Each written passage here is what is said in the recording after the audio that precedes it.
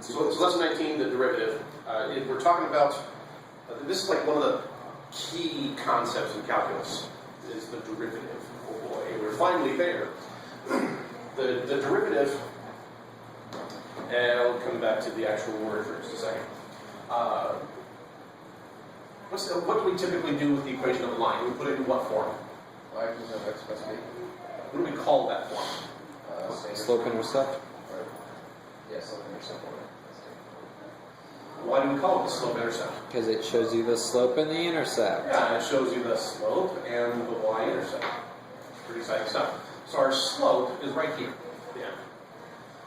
Let's say that I've got y equals 2x plus 1. If I want to graph that, what do I do? My y-intercept is 1, so I know it's going to cross the y-axis right here, and a slope of 2x, and slope is rise over run, so that's going to be over 2 over 2. 2 over 1. Okay, so slope 2 over 1.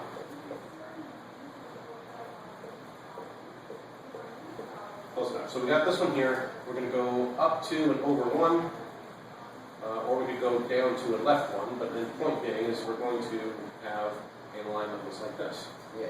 So the slope of this line is what? 2. 2. So when I'm at this spot on the line, what's the slope? 2. When I'm at this spot on the line, what's the slope? 2. When I'm way over here, pretend it's way over here, what's the slope? 2 over 1.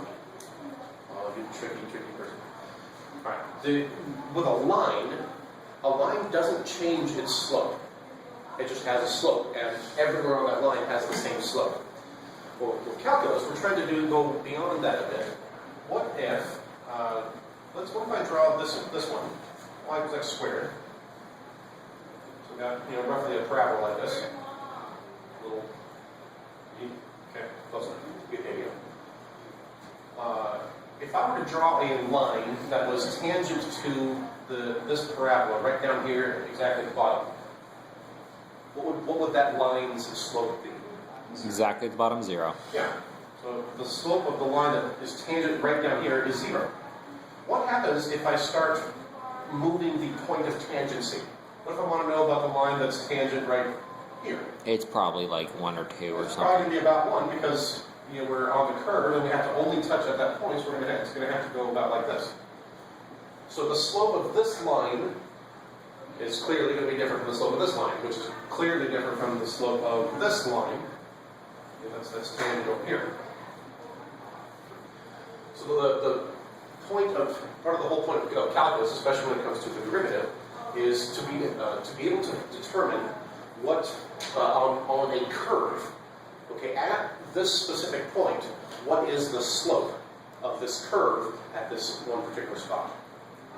So the concept of it is, if we have a curve that we graph, if we put a line tangent to it, whatever the slope of that line is the same as the slope of the curve at that specific spot. It's going to be different in a different place, but at least at that spot, the curve has the same slope as the line that's tangent to it. So that's what we're trying to look at here. Now, another way to consider this is let's leave this y equals x squared thing up here, even though it's not exactly my best masterpiece. Pretty horrible actually, but we'll go with it. Let's say something else. Green.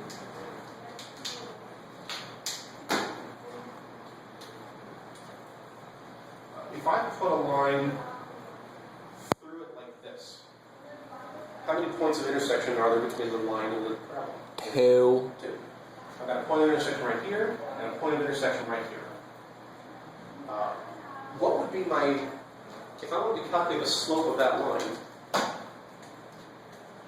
I could do this, right? Well, I've got a point here, and I've got a point here. I can calculate my rise over run and find my slope. Okay. Let's see.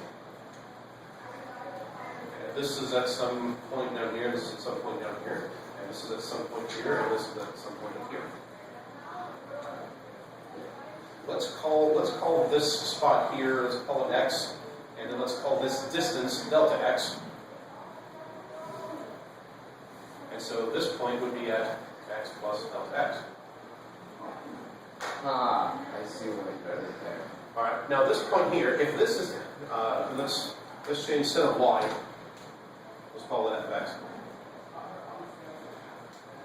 So if at x, what's the f of x? Or this would be the f of x. And Wait, follow that the same point is the pattern. f of x? What? Oh no, sorry. Y equals F of X. Yeah, the parabola. Yeah. And so at this point here, this point here, if we're at x plus delta x, the y coordinate of that same of this point is going to be the f of x plus delta x. With me so far? Yeah. All right. So what's my rise here? How do I find my vertical distance? F of X plus delta X over F of X. I think you had it right. Say it again. F of X plus delta X over F of X. No, wouldn't it be minus f of x? Minus f of x. Right? Yeah. Because whatever this, we need to find the distance between. So we need to subtract, and you have to subtract the greater. We have to start with the greater and subtract the smaller to find the difference. Because yeah. All right.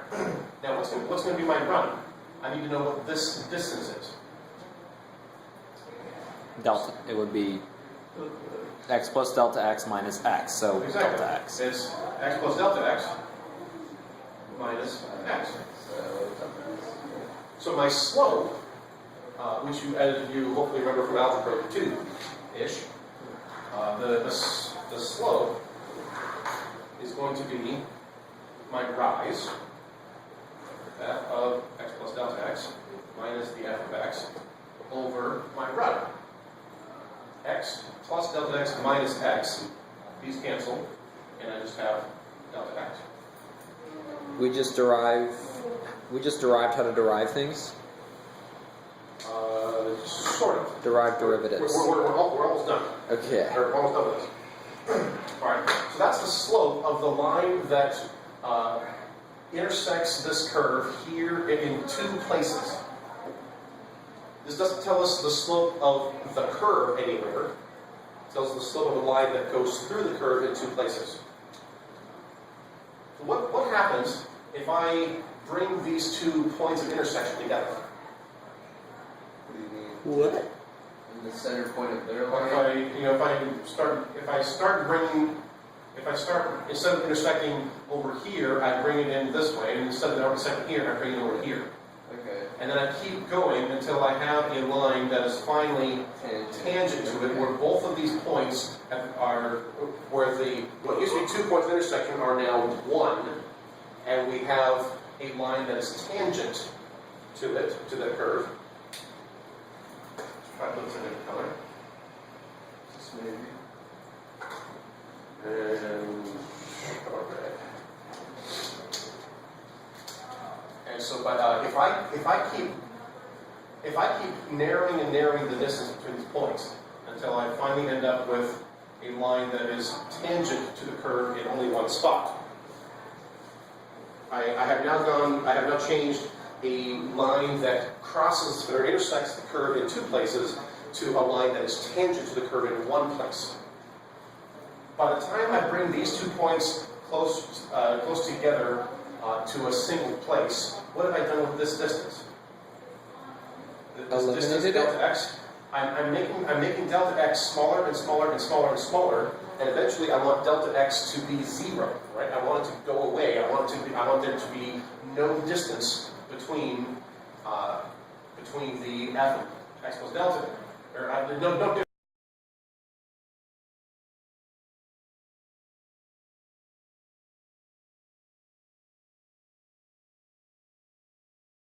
Here's how to find the slope, and I want to know what that's going to be as delta x approaches 0.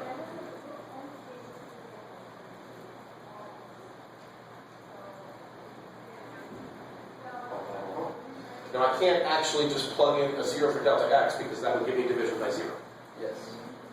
But now that since we've learned about limits recently, and you already know about slope, based on input lines from previous math classes, combining those two ideas like this, we can come up with an expression that uses the limit and the idea of a slope to find what the slope would be of a line tangent to that curve. So what we have just done now, this here is the definition of the derivative. We're going to commemorate that by changing to a different color and putting it in a box. Because that's what people do. Purple. So if you don't have it there already, this should be on your formula sheet because this is the definition of a derivative.